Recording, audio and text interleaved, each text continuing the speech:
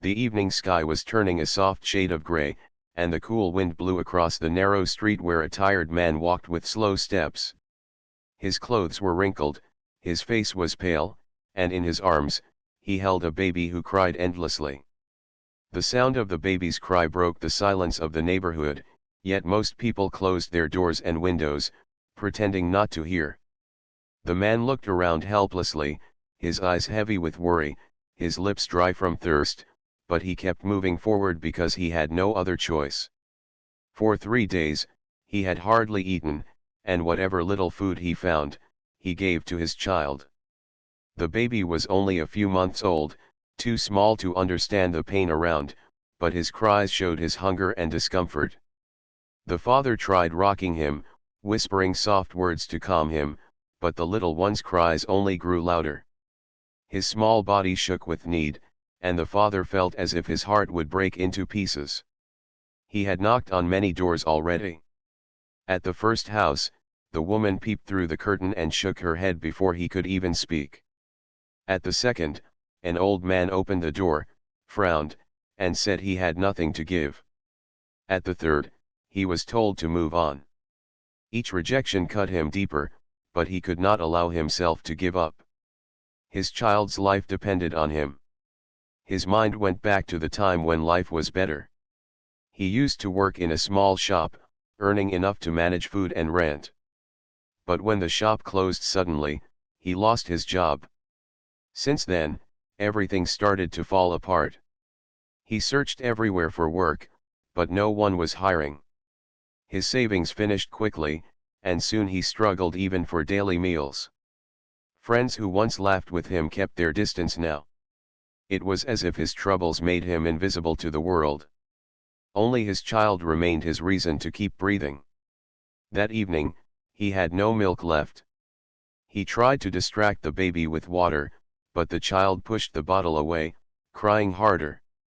With tears burning in his eyes, he decided he must ask for help one last time.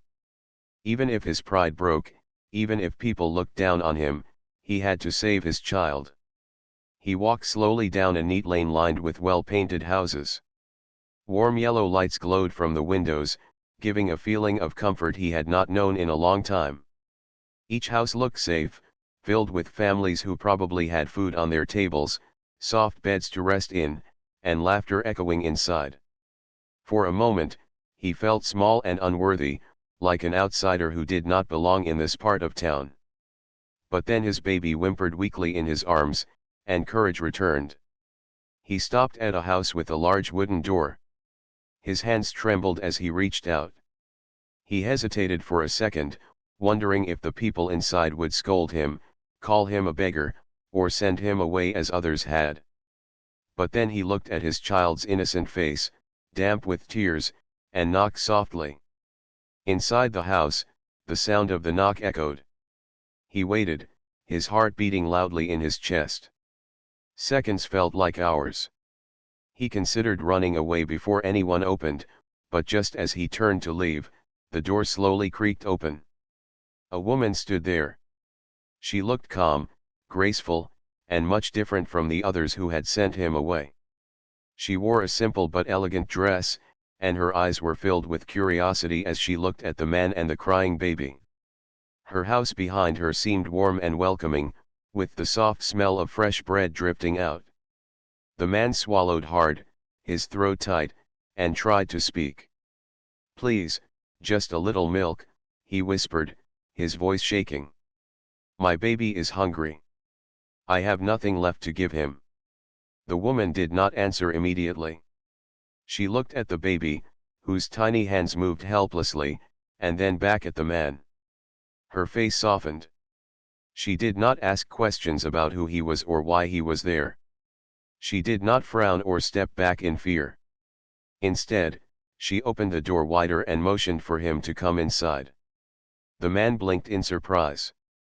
No one else had shown him this kindness.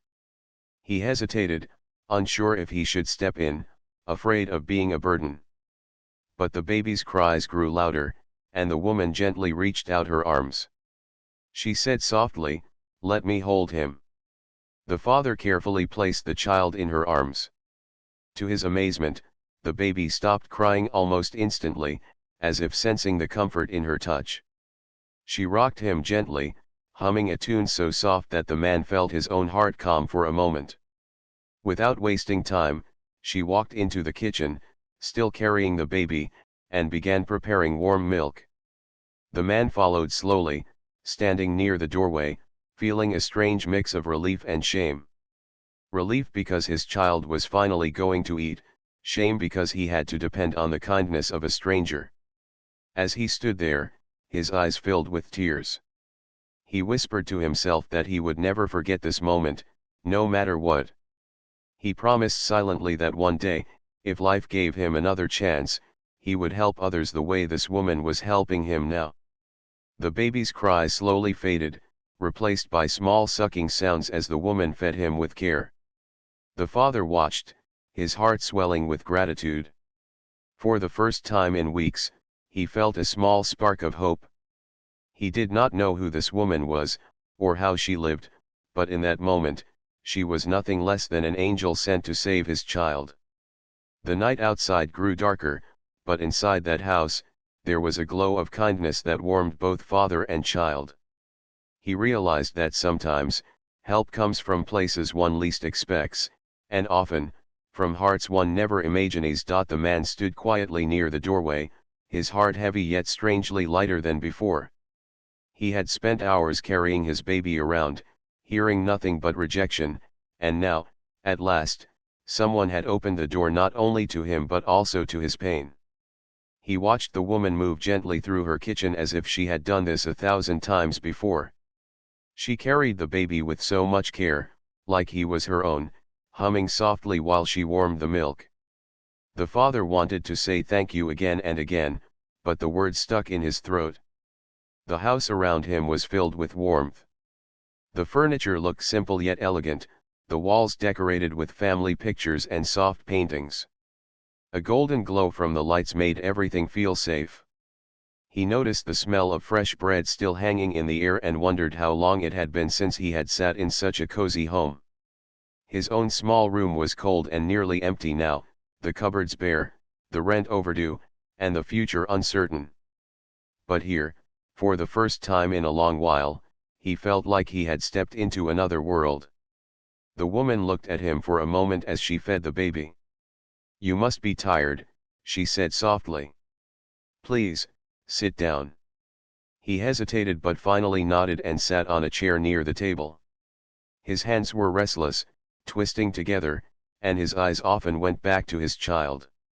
The baby, who had cried all evening, now lay quietly in her arms, drinking the milk with a peaceful expression. The man felt a tear slip down his cheek, but he quickly wiped it away, not wanting to look weak.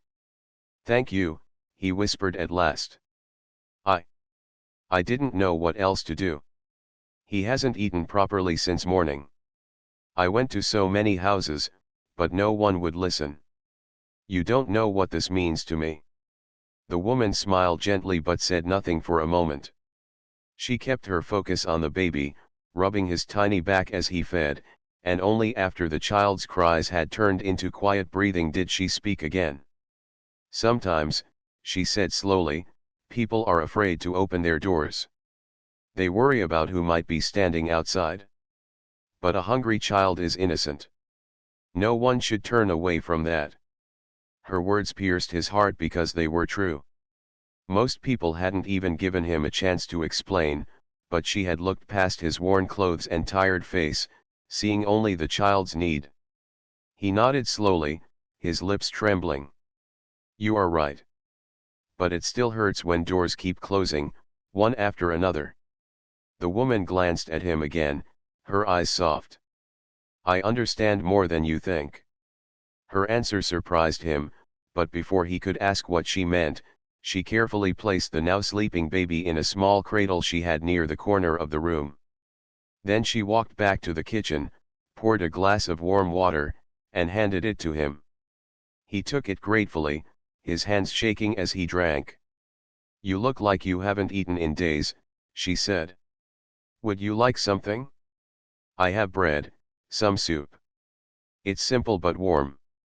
His pride made him hesitate. He wanted to refuse, to say no, but his stomach betrayed him, growling loudly in the quiet room.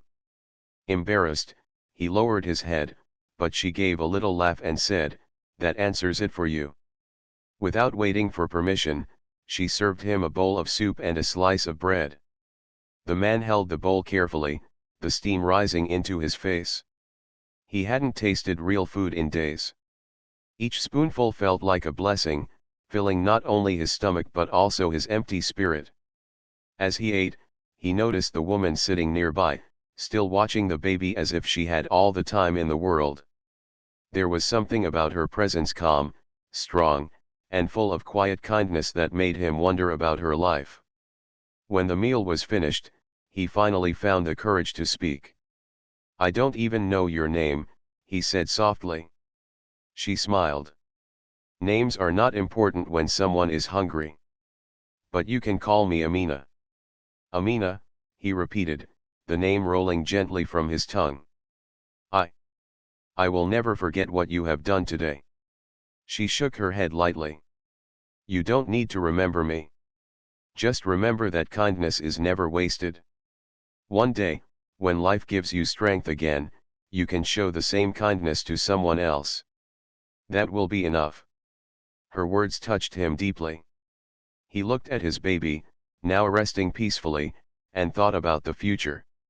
He did not know how he would manage tomorrow or the day after, but tonight, at least, his child would sleep with a full stomach. That was more than he had dared to hope for when he knocked on her door. The hours passed quietly. The man shared a little about his life, how he had once worked in a shop, how it had closed suddenly, leaving him without an income, how he had searched endlessly for work but found none. He told her about losing his small savings, about the empty cupboard at home, and about the weight of responsibility on his shoulders.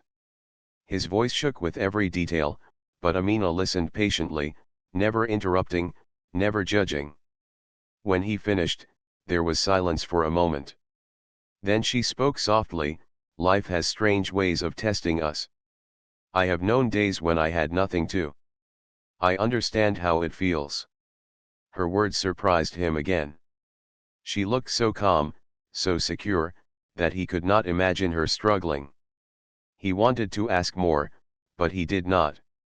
He only nodded, grateful that she did not look down on him. At last, he stood up, ready to leave. He did not want to overstay or take more than he already had. "I should go," he said quietly. "You have done enough for me tonight." "Thank you, more than I can ever say." Amina walked him to the door, the baby still in his arms now, sleeping softly. She handed him a small wrapped packet. "Take this," she said gently. "It's some extra bread and milk. For tomorrow." His eyes widened. "I cannot." "You can," she interrupted firmly, but kindly. A father should never feel guilty for accepting help when it is for his child. One day, you will find your feet again. Until then, let others share your burden a little. His throat tightened with emotion, and all he could do was nod. With slow steps, he left her house, the packet in one hand, his baby in the other. The night air was cold, but his heart was warmer than it had been in a long time. As he walked down the quiet street, he looked back once.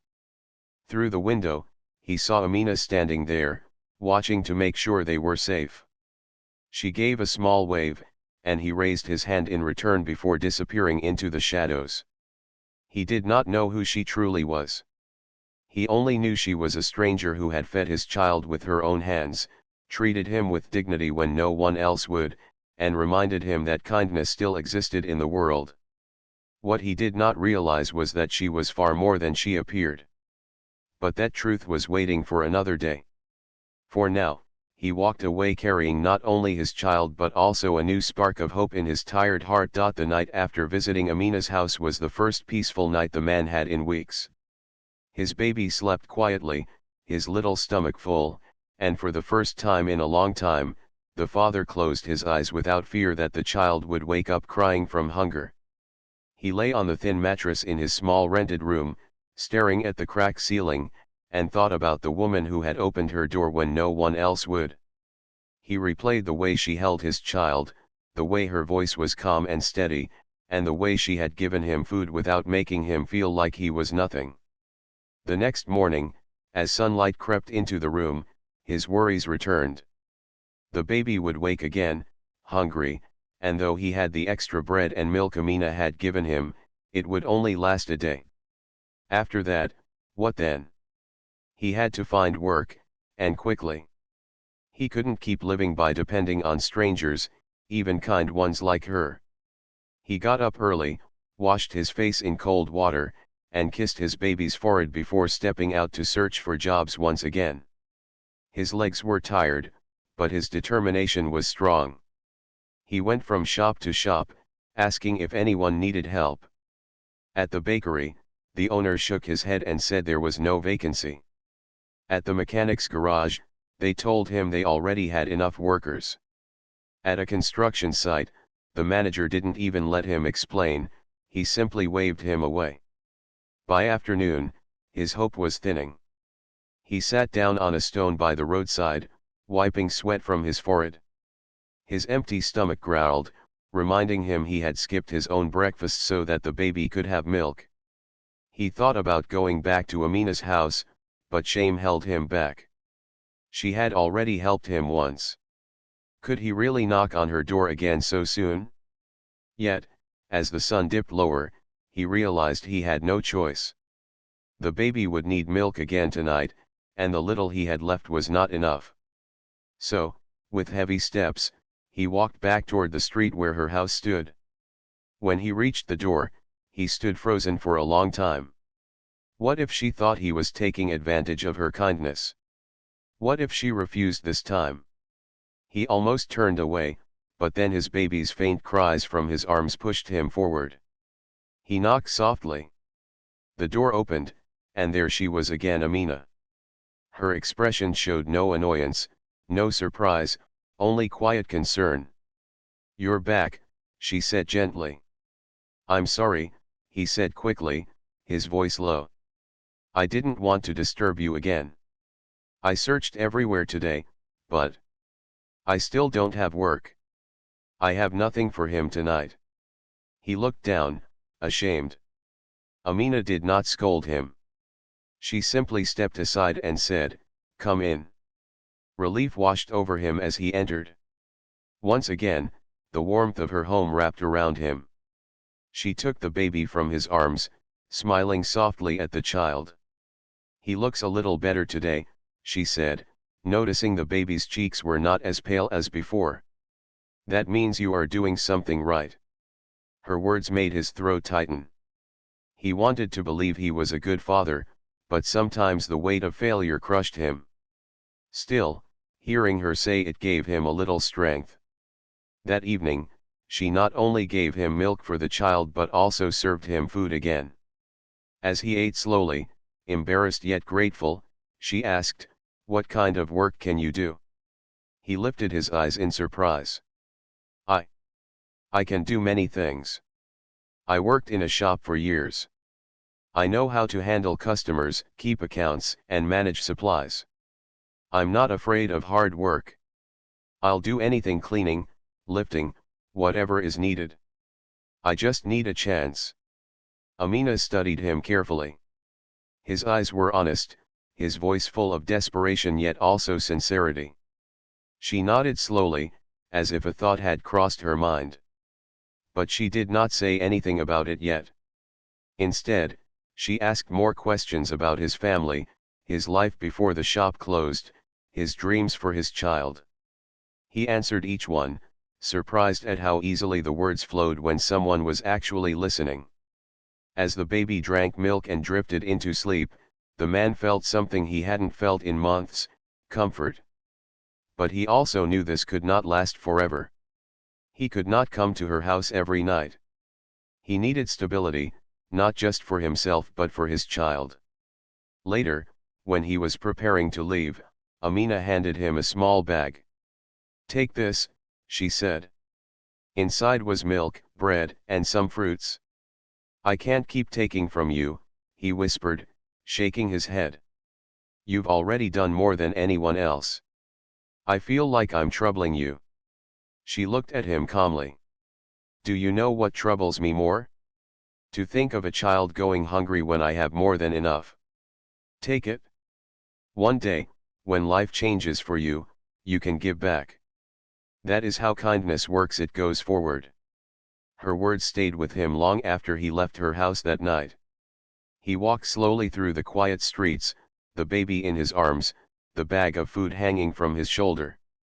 The stars shone brightly above, and he thought about how sometimes strangers could become the reason a person survived.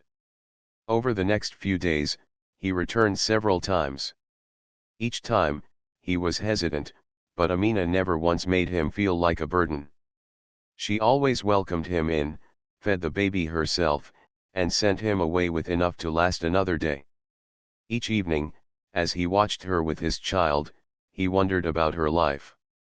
She lived in a large, beautiful house, yet she lived alone. She never spoke about her family. He could not guess her story, but he felt there was more to her than she showed. One night, as he was about to leave, Amina stopped him at the door. I may have something for you, she said slowly. His heart skipped a beat. What do you mean? He asked, unsure if he had heard correctly. You said you worked in a shop, she said. I own several businesses. One of them is looking for someone to manage stock and help with accounts. It isn't an easy job, but I think you could do it. The man stared at her, stunned. He had not known she owned businesses. She had never spoken about wealth or power, only shown kindness. His voice trembled as he asked, You would give me that chance? I would, she said firmly. But only if you are ready to work hard and prove yourself. I don't give out favors. I give opportunities. Tears filled his eyes, but this time they were not from pain, they were from hope. He nodded quickly. I will work harder than anyone. I will not waste this chance. Amina gave him a small smile. Good. Then come to this address tomorrow morning. We will see how you do. She handed him a piece of paper with the details. As he left her house that night, the world around him felt different. The air seemed fresher, the stars brighter. For the first time in months, he could see a path ahead. He held his baby close and whispered, Everything is going to change for us. I promise. He did not yet know the full truth that the woman who had fed his baby was not just kind, but also a millionaire who had built her fortune through years of struggle. To him, she was simply an angel who had given him and his child a new chance at life. But soon, he would learn more about her story, and it would inspire him in ways he could not yet imagine. The morning air was cool and fresh when the man dressed in his cleanest clothes, though they were still old and worn. He stood before a cracked mirror, brushing his hair neatly, and looked at his baby sleeping peacefully on the mattress. Amina's words from the night before echoed in his mind. She had offered him something he had long prayed for, an opportunity. Not a gift, not pity, but real work. His heart raced with nervousness, but also with hope. He left early, making sure his baby was safe with a neighbor who agreed to watch him for a few hours. With the paper Amina had given him clutched tightly in his hand, he walked through the busy streets until he reached the address. To his surprise, the place was not a small shop like he had imagined, but a large warehouse filled with goods. Men were busy moving boxes, trucks were parked outside, and the air buzzed with activity. He hesitated at the gate, suddenly afraid. Could he really do this? Would they laugh at him if he failed? But then he remembered his child's face, innocent and trusting, and his steps grew firm. He walked in and asked for the manager. The manager, a middle-aged man with sharp eyes, looked him up and down before saying, So you're the one Madame Amina sent? Yes, sir, he replied, his voice steady though his heart thumped in his chest. The manager nodded. If she sent you, then you must be worth a try. But remember, Here we don't treat anyone with softness just because of who sent them. You work, you prove yourself, and you earn your place. Understood? Yes, sir. I understand, he said quickly. The first day was hard. He lifted heavy boxes, counted goods, and tried to keep up with the speed of the other workers. Sweat poured down his back, his arms ached, but he did not stop. Each time he felt like resting, he thought about his baby waiting at home, and strength returned to him. By the end of the day, his body felt broken, but his spirit was alive. For the first time in many months, he had earned something with his own hands. When he returned to Amina's house that evening, tired but smiling, she noticed the change in his face. So, she asked, "How was your first day?" "Tiring," he admitted, "but good. I worked hard, and they didn't send me away. That means I still have a chance." Amina smiled gently. "A chance is all anyone needs. I'm glad you took it." From that day on, life began to shift little by little. The man worked daily at the warehouse, showing discipline and honesty. The manager soon noticed that he not only worked hard but also had a sharp mind. He could organize supplies quickly, find mistakes in accounts, and suggest better ways to arrange the goods. Within weeks, he was trusted with more responsibilities. Each evening, after finishing work, he often stopped by Amina's house. She would hold the baby, feed him, and listen as the man shared stories from his day. Sometimes she gave him advice, sometimes she only smiled and said, "Keep going, you're doing well." Her presence became like a guiding light in his journey. One evening, as he sat in her living room, he finally asked the question that had been burning inside him. "Madam Amina, why are you helping me? You've done so much. You gave me food when I was helpless, and now you've given me work. I don't understand. Why me?" Amina looked at him for a long moment before answering. "Because once, I was in your place." He stared at her in shock. He couldn't believe it. She lived in a beautiful house, owned businesses, and carried herself with the confidence of someone who had never known hardship. But her eyes told him she was speaking the truth. "When I was younger," she continued softly, "I lost everything. I had no money, no food, and no one to turn to. There were days when I, too, knocked on doors, and people turned me away. But one kind woman once gave me food, and later, someone trusted me with work. Those small acts changed my life. They gave me the strength to fight and build something. So when I saw you standing at my door that night, holding your crying baby, I saw myself in you." The man's eyes filled with tears. He whispered, "I don't know how to thank you." "You don't need to," Amina said gently. "Just live honestly, work hard, and when the time comes, help someone else. That will be enough." Her words sank deep into his heart. That night, as he walked home, he realized he had not just found work, he had found a mentor, someone who believed in him when no one else did. Weeks turned into months.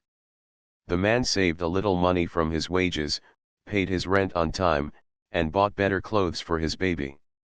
He even managed to buy small toys that brought laughter to the child's face. The dark days of hunger began to fade, replaced by the steady rhythm of work and hope. One day, the manager called him into the office. "You've been doing well," he said. "Madam Amina was right about you. I'm promoting you to supervise stock. You'll earn more now." The man's eyes widened. A promotion? He had never dreamed of it so soon. His voice shook as he thanked the manager again and again. When he told Amina later, she only smiled proudly and said, "See. I told you. Hard work never hides." But even as his life improved, he never forgot where it all began the night he had knocked on her door, begging for milk. Sometimes he lay awake, thinking about how different things might have been if she had not opened the door. His child might have gone hungry, and perhaps he would have lost hope completely. That thought made him value every moment even more. One evening, as he was leaving her house, he saw her sitting quietly, lost in thought. She seemed tired, and there was a sadness in her eyes. "Are you all right?" he asked gently. She gave a small smile. "Yes, I'm fine. Just remembering things. People often see the house, the wealth, the comfort, but they don't see the journey behind it. Sometimes, I still remember the hunger, the loneliness, the fear. Those memories never really go away." He nodded, understanding. "Maybe that's why you never turned me away. Because you knew exactly how it feels." Amina looked at him and said softly, "Yes. That is why." In that moment, he realized something important. Amina was not just a kind stranger. She was proof that no matter how deep the struggles, a person could rise, survive, and even help others. Her wealth did not impress him as much as her heart did.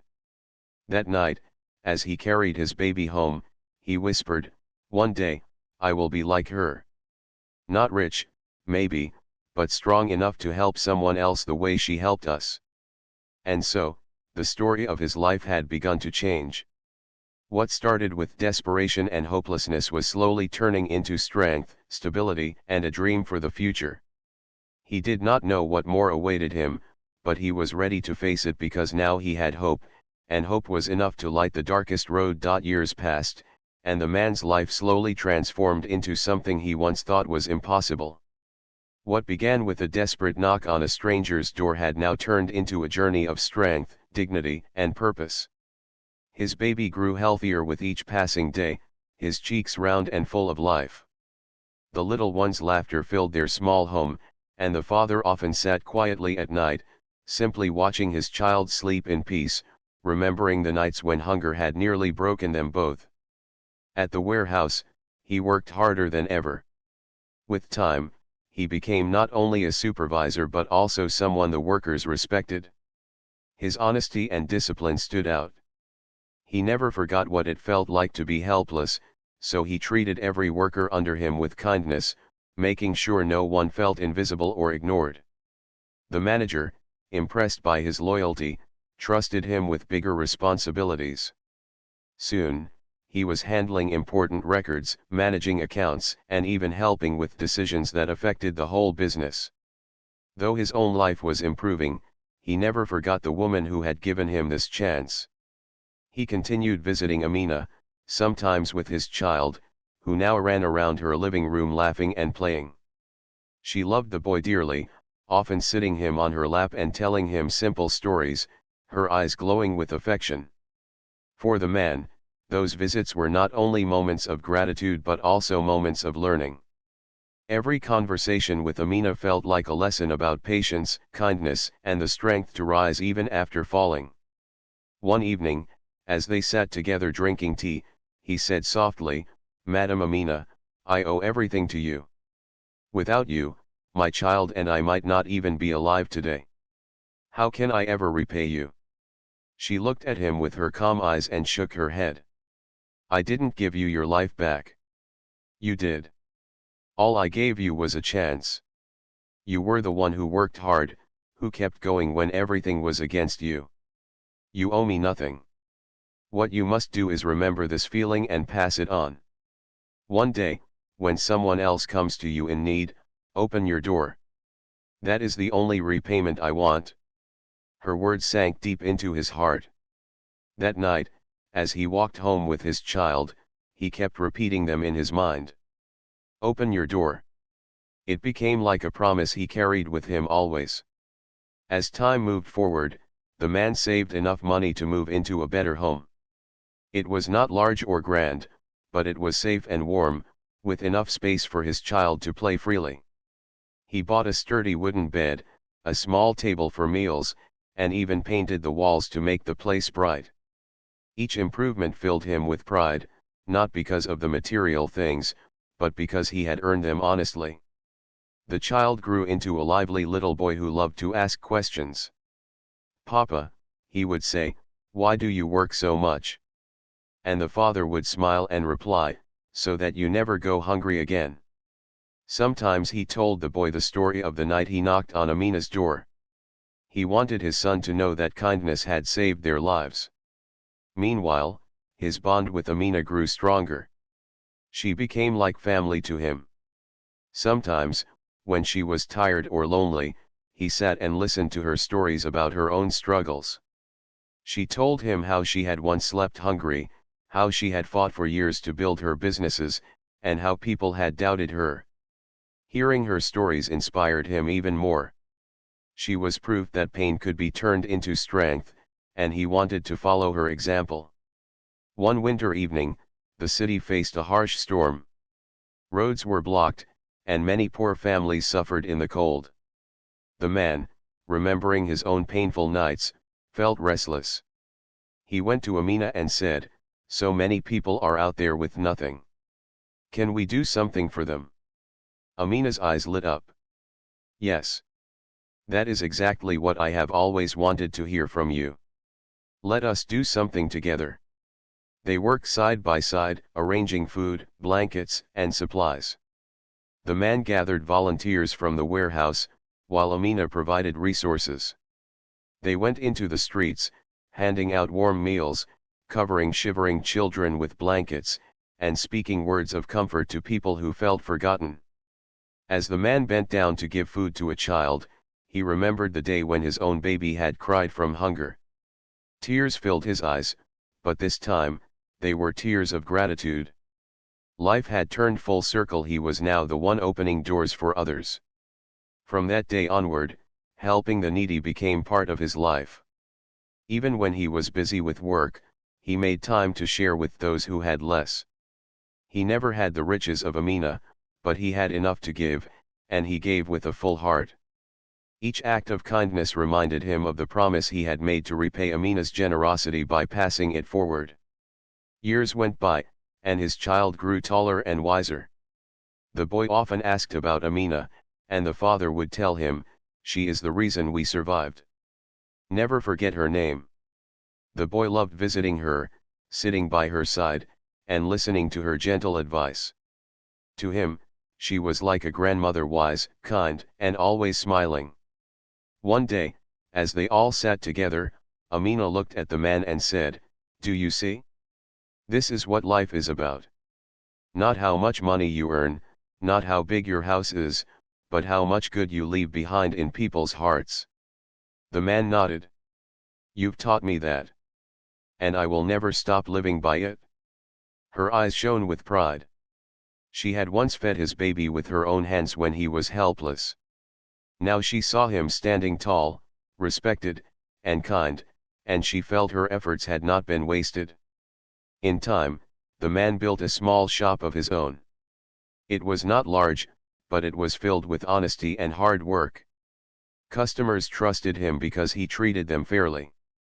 He hired a few workers, and whenever he noticed one struggling, he quietly helped them, remembering the day when he had been the one knocking on doors. Sometimes people asked him, "How did you start? How did you come this far?" And he would smile and say, "It all began with kindness." One act of kindness can change everything. As the years turned into decades, he often told the story of that night to his son, to his workers, and to anyone willing to listen. He never spoke of it with shame, instead, he spoke of it with pride, because it was the moment that shaped his life forever. For him, Amina was not just a wealthy woman. She was not just a business owner. She was a reminder that wealth is not measured by money but by the size of one's heart. She had taught him that true riches come from giving, from lifting others when they are down, and from feeding a hungry child even when no one else is willing to open their door. And so, his life became a living example of her lesson. Wherever he went, he carried that story, that memory, and that promise. The night he had once stood helpless, begging for milk for his baby, had turned into the beginning of a new destiny. A destiny not only of survival but of compassion, strength, and purpose. In the end, what stayed with him most was not her wealth, not her beautiful home, but the simple moment when she had held his crying baby in her arms and fed him as if he were her own. That memory, brighter than gold, remained the richest treasure of his life.